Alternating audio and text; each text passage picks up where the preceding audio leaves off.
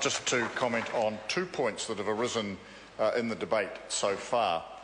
The first is to just discuss this question of why the bill is being progressed at this time. At the end of the second reading, Kevin Haig made reference to magic and illusions, and I accosted him on the stairwell shortly thereafter and said that I thought that was a good description of his speech as well. There is no sinister reason or untoward motive for the timing of the bill's passage being now. It is simply because certain things with regard to certain concessions have expiry dates. The Council needs to be in place to give effect to either the renewal of or changes of those concessions as soon as possible. Indeed, in my ideal world, this bill would have been passed much earlier this year, but that is another story. Mr. Speaker, I want to... Sorry? It's been an interesting year, and perhaps the member and I should get together to mutually commiserate at some stage. Mr. Chairman, I want to come back to the questions that have been raised about Clause 16, and I just draw members' attention to the supplementary order paper number 395, and also changes that are made to Clause 7, because they need to be seen in tandem. Now, what happened, and if I can recall the history very briefly, at the time that the bill was being drafted, we specifically excluded a number of what might be described as the private sector operators from its purview because we didn't want to infringe on property rights, etc., etc.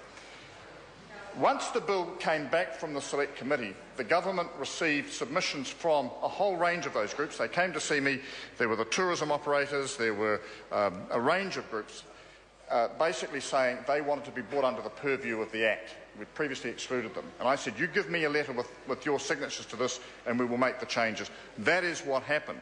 And I should draw to the House's attention, because it's just come to my notice, in fact, some 15 minutes ago, an email that I've received this morning from Mr. Gary Ottman, who's been listening to the debate, who's been quoted favourably by members from all sides during the course of this debate. And I just want to read his comments on this issue that relates to Clause 16. And he says, the removal of the word recreational means that this bill will actually benefit all hunters in New Zealand. The Council is there to serve the interests of all hunters. That is a direct quote from Gary Ottman, the Chair of the Establishment Committee this morning. So I say to the committee, Mr. Chairman, that the concerns that have been raised about whether the removal of the reference to recreational hunters limits the scope of the Act in terms of the ability to cover their interests are in fact invalid.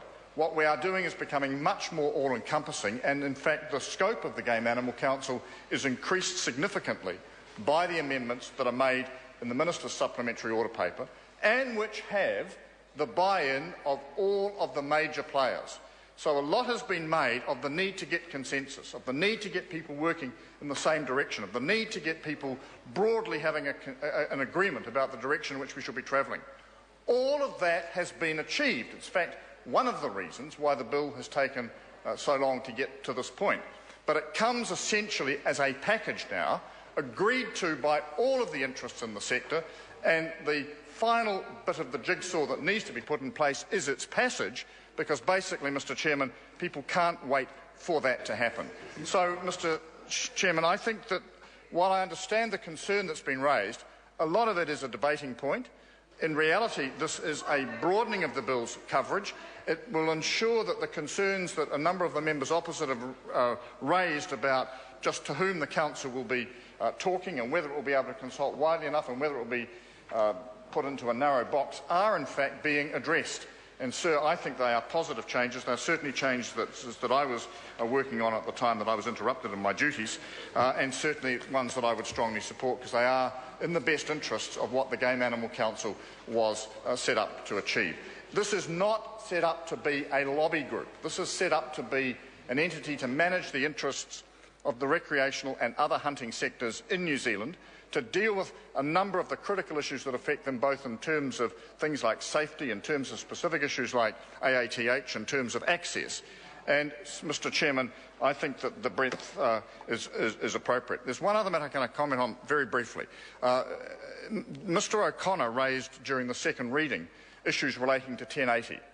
Now, he and I may have a different view about the impact of 1080, but it is not part of this bill, and I would be very surprised if it was an area where the Game Animal Council would want to traverse very significantly at all. And, Mr Chairman, I'm pretty certain that in the event that they did so, then, Mr Chairman, Honourable Peter Dunn. Mr Chairman, then in that eventuality they would come up against some pretty stiff political opposition from the entrenched interests. I think the issue is, and I say this with the greatest of respect, a red herring in this particular debate. I'm not saying it's not significant in other contexts, but in the context of this bill and this council, it is not all that relevant and is therefore a red herring. So, Mr Chairman, I think that what's contained in the Minister's SOP, number 399, satisfactorily addresses a number of concerns that have been addressed, also ensures that the Council will be able to function effectively, and, sir, I commend it to the House. Call Eugenie Sage. Chair. Well, that's a very interesting